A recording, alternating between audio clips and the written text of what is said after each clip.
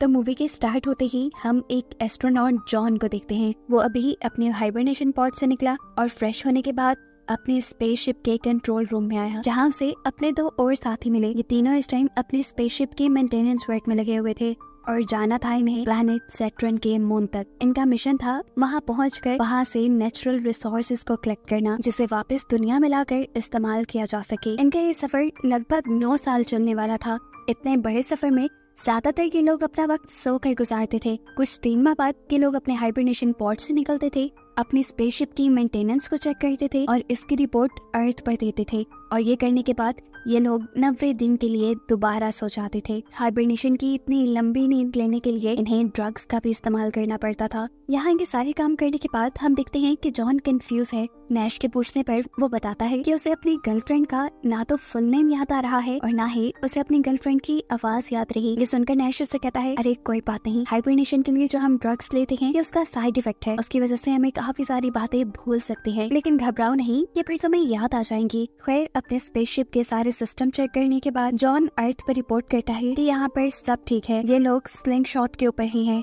यानी उस रास्ते के ऊपर ही हैं जिस पे चलते हुए ये लोग सैटर्न के मून तक पहुंच जाएंगे। अपनी रिपोर्ट देने के बाद इन लोगों को दोबारा सोना था और सोने से पहले जॉन याद करता है कि वो और उसकी गर्लफ्रेंड जोई आखिर पहली मरतबा मिले कब थे और किस तरह मिले थे। जोई उसकी ऑफिस कलीग और उसकी मिशन ट्रेनर थी। ये सब याद करते हुए आखिर उसे जोई का पूरा नाम भी याद आ जाता है, जिसके बाद वो दोबारा अपने हाइबरनेशन पॉड में सो जाता है। अब ये लोग जब अगली मरतबा अपने हाइबरनेशन से उठे तो इस टाइम जॉन सबसे पहले उठा था। ज्यादा सोने की वजह से उसे चक्कर भी आ रहे थे। अपने आप को स्टेबल करने के लिए वो यहीं करीब ही बैठ गया। अचानक उनकी स्पेसशिप को एक जोरदार झटका लगा और जॉन ने ऊपर देखा तो एक सीलिंग के स्क्रू निकल रहे थे। ऐसे सीलिंग पैनल निकलकर उसके सर पे लग जाता है और वो वहीं बेहोश। उसके दोनों साथी जब हाइबरनेशन से निकलते हैं तो उसे बेहोश पाते हैं। उन्होंने ऊपर सीलिंग का टूटा हुआ पैनल भी देख लिया था। ये सब कैसे हुआ था ये जानने के लिए ये लोग कंट्रोल रूम में जाकर सीसीटीवी कैमरास की फुटेजेस चेक करते हैं और तब उन्हें मालूम होता है कि इनकी स्पेसशिप को एक बहुत बड़ा झटका मिला था, जिसकी वजह से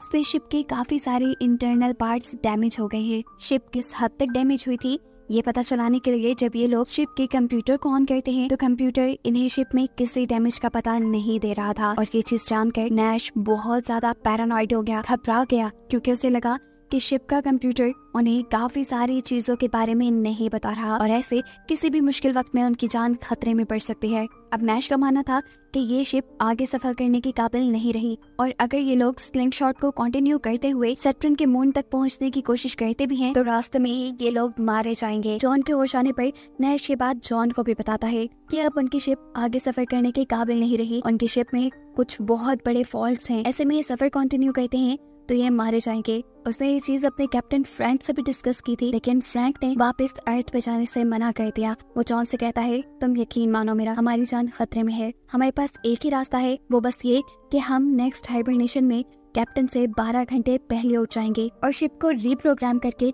स्लिंग शॉट अर्थ की तरफ कर देंगे। जॉन नैश की बात मानने को तैयार हो जाता है, लेकिन सिर्फ इस शर्त पर कि वो पहले खुद हर चीज की जांच करेगा और अगर उसके कहे के मुताबिक सचमुच इस शिप के अंदर कुछ गड़बड़ है तो ही बस वो नैश की मदद करेगा। अब प्लान के मुताबिक अगली मरतबा ये लोग 12 घंटे पहले उठ जाते हैं। नैश की हालत इस टाइम शदीद खराब थी। वो बहुत ज्यादा पैनिक हुआ था क्योंकि उसे लग रहा था कि शिप का सिस्टम अब काम नहीं कर रहा और ये लोग जल्द ही मर जाएंगे। लेकिन यहाँ पर जॉन उसे काम डाउन करता है और फिर शिप के सारे सिस्टम को खुद चेक करता है। उसके मुताबिक शिप में कोई ऐसा मसला नहीं था जिसकी वजह से ये अपने मिशन को दरमियान में छोड़ देते। अभी ये दोनों ये बातें ही कर रहे थे कि अचानक उनके पीछे कैप्टन फ्रैंक भी आ गए, जिन्हें देखकर कि दोनों घबरा गए क्योंकि उनके जागने में अभी काफी वक्त था। कैप्टन फ्रैंक तब इन्हें बताते हैं कि पिछली मर्तबा किचन में बैठकर जब ये लोग बातें कर रहे थे तो उनकी सारी बातें कैप्टन फ्रैंक ने सुन ली थी और इन्हीं की तरह उन्होंने भी अपना हाइबरनेशन पॉड से निकलने का टाइम 12 घंटे पहले का ही सेट कर लिया था।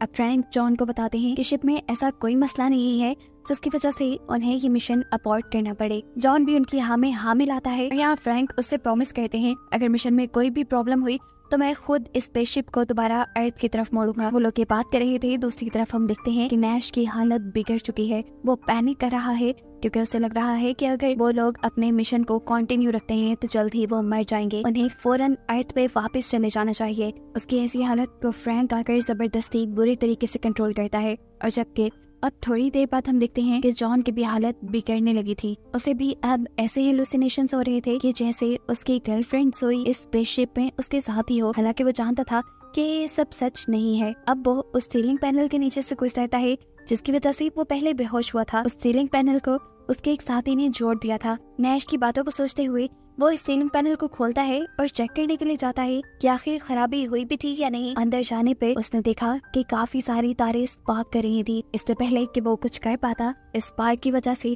वहाँ एक बहुत बड़ा डैमेज हो जाता है और स्पेसशिप बाहर की तरफ से टूट जाती है। अंदर की ग्रेविटी अब यहाँ वर्क नहीं कर रही थी। बाहर से आने वाला प्रेशर तेजी से जॉन को अपनी तरफ खींच रहा था, लेकिन जॉन यहाँ स्पेसशिप के कुछ पार्ट्स पकड़कर अपने आप को स्पेसशिप के अंदर रखने की कोशिश में था, लेकिन जल्द ही वो अपने आप को बचाने में नाकाम रहा और एकदम से स्पेसशिप के बाहर स्पेस में गिर गया। उसके बाहर गिरते ही यहाँ असल में जॉन को होश आता है और हमें मालूम होता है कि ये सब जो अभी हमने देखा वो सिर्फ जॉन की हेलुसिनेशंस थी। ये लोग अब अपने हाइबरनेशन पॉड के अंदर वापस चले जाते हैं। जब अगली बार ये लोग उठे तो इन्हें मालूम हुआ कि इनके मिशन का पीक टाइम आ चुका है। इन्हें अब अपना स्लिंग शॉट चेंज करना था, यानी जिस ऑर्बिट जिस पाथ के ऊपर ये लोग सफर कर रहे थे इन्हें वो चेंज करना था।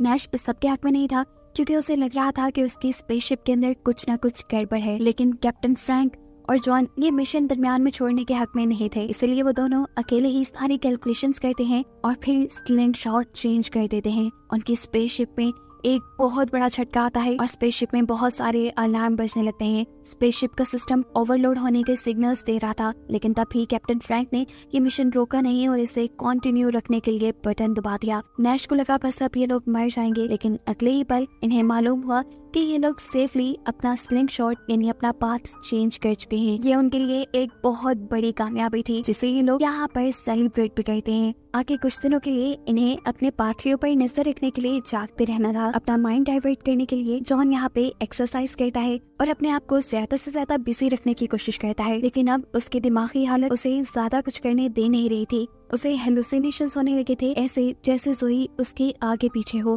तब कैप्टन फ्रैंक उसे यकीन दिलाते हैं कि जोई यहाँ स्पेसशिप के अंदर नहीं है। दूसरी तरफ एक खाली जगह के अंदर हम नैश को देखते हैं जिसकी हालत अब बिगड़ती जा रही थी।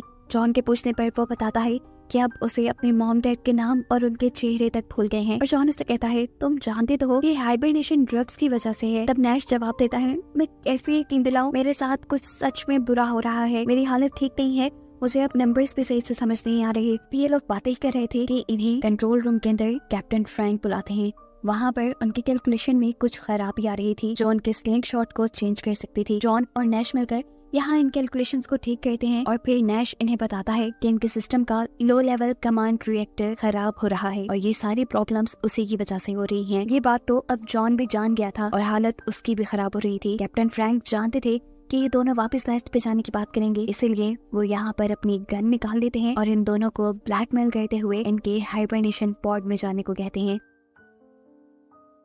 जॉन तो उनकी बात मानते हुए हाइबरनेशन पॉड में चला जाता है, लेकिन जाने से पहले उसने देखा कि फ्रैंक नैश को टॉर्चर कर रहा था। फ्रैंक ने नैश के सर के ऊपर एक गन से हमला किया और वो आकर जॉन के हाइबरनेशन पॉड के ऊपर गिरा। इसके बाद क्या हुआ वो जॉन नहीं देख पाया क्योंकि वो सो गया था। अगले मर्तबा जब जॉन हाइबरनेशन पॉड से उठा तो उसे यहाँ कोई नजर नहीं आया। एकदम से उसके पीछे कैप्टन फ्रैंक आ गए जिनसे उसने नैश के बारे में पूछा तो फ्रैंक ने बताया कि नैश बहुत ज्यादा अनस्टेबल हो गया था, इसीलिए मुझे जबरदस्ती उसे हाइबरनेशन पॉड के अंदर कैद करना पड़ा है। ये बात करके जॉन अपने काम पे लग जाता है, यानी अपनी शिप के मेंटेनेंस वर्क में लग जाता है, जहाँ बैठकर उसने नोटिस किया कि उसका बाजू अजीब तरीके से नीला पड़ा था। शायद ये उसकी हाइबरनेशन ड्रग्स का असर था। एकदम से उसका बाजू काला होते होते आखिर फट जाता है और अजीब सी एलियन की तरह की शक्ल ले लेता है, जो देखकर जॉन खुद भी डर गया। लेकिन अगले ही लम्हे उसे पता चला कि ये भी सिर्फ उसकी हेलुसिनेशन थी। उसका बाजू बिल्कुल ठीक था। अब जॉन को बार बार पहले की तरह ही जोई के भी हेलुसिनेशंस आ रहे थे। वो जोई से बहुत प्यार करता था,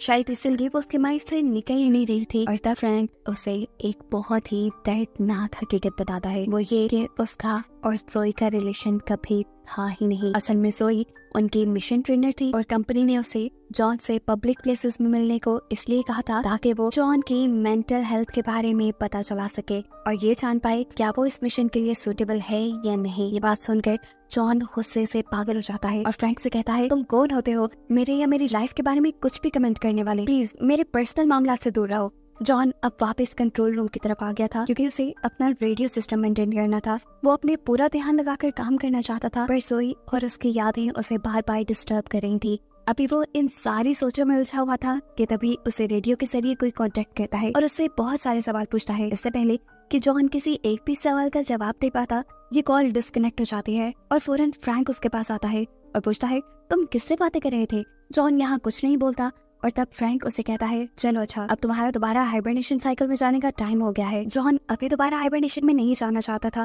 लेकिन वो ये भी जानता था कि कैप्टन फ्रैंक अपनी बात मनवाने के लिए किस हद तक जा सकते हैं। इसीलिए वो फ्रैंक को कंट्रोल रूम के अंदर ही बंद कर देता है और उससे कहता है, मैं तभी हाइबरनेशन पॉड में जाऊंगा जब तुम मुझे नैश से मिलवाओगे। तब फ्रैंक कहता है, पागल हो गए हो, मैं उसके हाइबरनेशन साइकिल को डिस्टर्ब नहीं कर सकता, ऐसे में कुछ भी गलत होने का खतरा है। तो मेरी बात मानो, अभी तुम जाकर सो जाओ, अगली मर्तबा जब तुम उठोगे तो मैं तुम्हें उससे मिलवा दूंगा। अभी हम दोनों के लिए यही बेहतर है कि जब तक हम सैटर्न के मुंह तक ना पहुंच जाएं, उसे ना ही जगाया जाए। यहाँ बातों में भला फुसला कर फ्रैंक जॉन से अपना दरवाजा खुलवा लेता है और फिर फौरन ही उसके ऊपर गन पॉइंट करके उसे जबरदस्ती हाइबरनेशन पॉड में जाने को कहता है। जॉन ने देखा था कि किस तरह जब नैश ने उसकी बात नहीं मानी थी तो फ्रैंक ने उसके ऊपर हमला कर दिया था। अब पहले से ही अपने आप को बचाने के लिए वो यहाँ फ्रैंक से ही लड़ने लग जाता है, उसके हाथ से उसका वेपन लेने के लिए। इन दोनों के दरमियान में अच्छी खासी लड़ाई शुरू हो जाती है और ये गन लेने के चक्कर में जॉन फ्रैंक का नाक तक तोड़ देता है, जिसकी वजह से वो बेहोश भी हो गया था। उसे अब पागलों की तरह हेलुसिनेशंस आ रहे थे, जोई के और डिफरेंट चीजों के। वो सब चीजों से ध्यान हटाकर दोबारा कंट्रोल रूम में जाता है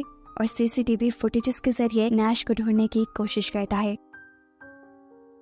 इससे पहले कि वो नैश को ढूंढ पाता, यहाँ दोबारा फ्रैंक आ गया। फ्रैंक उसके ऊपर हमला करने ही वाला था, लेकिन जॉन ने उससे पहले ही फ्रैंक के ऊपर हमला करके उसे इतना मारा कि वो जान से ही मर गया। वो अब इस शिप में और कुछ गलत होने नहीं देना चाहता था। दोबारा वो कंट्रोल पैनल तक गया और उसने एआई से अपने बाकी क्रू मेंबर्स के बारे में पूछा और ये जानकर तो उसके होश ही उड़ गए कि इस शिप में कोई और क्रू मेंबर था ही नहीं। शुरू से अब तक इस शिप के अंदर सिर्फ एक ही क्रू मेंबर है और वो खुद है जॉन। अब जॉन एआई से जब अपना पूरा नाम पूछता है तो उसे पता चलता है कि उसका पूरा नाम जॉन फ्रैंक नैश था और अभी तक जो दो कैरेक्टर यानी नैश और फ्रैंक हम देखते आ रहे थे, वो दोनों ही उसकी हेलुसिनेशंस का पार्ट थे। और जैसे ही ये सारी हकीकत जॉन को पता चलती है कि अभी तक उसे हेलुसिनेशंस हो रहे थे और वो इस शिप के अंदर सिर्फ अकेला है, तो वो पूरी तरह टूट जाता है। अब उसने अर्थ से कांटेक्ट किया क्योंकि उसे समझ नहीं आ रही थी उसके साथ क्या हो रहा है। हैरान कर देने वाली बात ये थी कि दूसरी तरफ से जोई ही जवाब देती है। असल में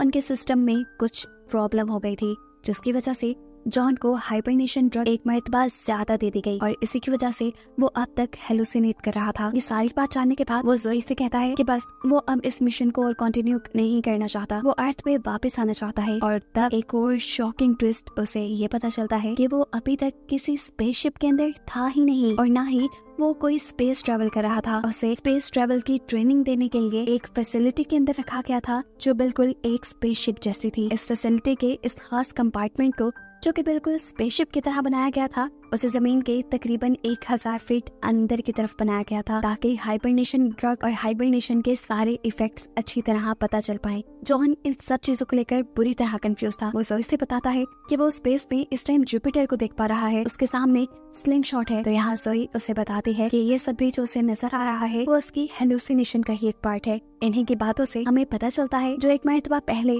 शिप में झटका लगा था और शिप का सीलिंग पैनल टूट के गिरा था, वो अर्थक्वेक किन्हीं जलजले की वजह से हुआ था। और जब इन्हीं झटकों की वजह जॉन कैमरास में ढूंढने गया था तो उसे कुछ खास नहीं मिला था। उसी जलजले की वजह से जॉन के हेडक्वार्टर से कांटेक्ट भी टूट गए थे और जोई उसे ओवरडोज होने के बारे में कुछ नहीं बता पाई थी। लेकिन अब ये एक्सपेरिमेंट बिल्कुल खत्म हो चुका था। अब जोई से कहती है, तुम आराम से इस फैसिलिटी से बाहर आ सकते हो। एयरलॉक की तरफ जो दरवाजा है तुम्हें वो इस फैसिलिटी से बाहर ले आएगा। जोई के कहने के मुताबिक अब वो भी दरवाजा खोल के जैसे ही बाहर जाने लगता है तो एक और मर्तबा फ्रैंक उसके सामने आ गया। फ्रैंक ने उसे बाहर जाने से मना किया, उसे वार्न किया कि बाहर मत जाओ, लेकिन जॉन को लगा कि शायद वो अभी भी हेलुसिनेट कर रहा है, इसीलिए वो बाहर आ गया। बाहर एक टूटी बिखरी सी जगह थी, उसके इर्द गिर्द एक मैकेनिकल सिस्टम बना हुआ था और रेडियो से जोई से कह रही थी, तुम हमारे ऊपर बिलीव रखो, तुम्हें यहाँ से बाहर निकाल दिया जाएगा। इससे पहले कि वो आगे बढ़ जाता, उसके सामने एक बंद दरवाजा आ जाता है और इस टाइम उसे रियलाइज होता है कि अभी जो सब उसने सुना और देखा वो उसकी हेलुसिनेशन थी। वो सच में एक स्पेस मिशन के अंदर स्पेस में ही था अभी तक। और बस यही बताते हुए ये कहानी यहाँ खत्म हो जाती है।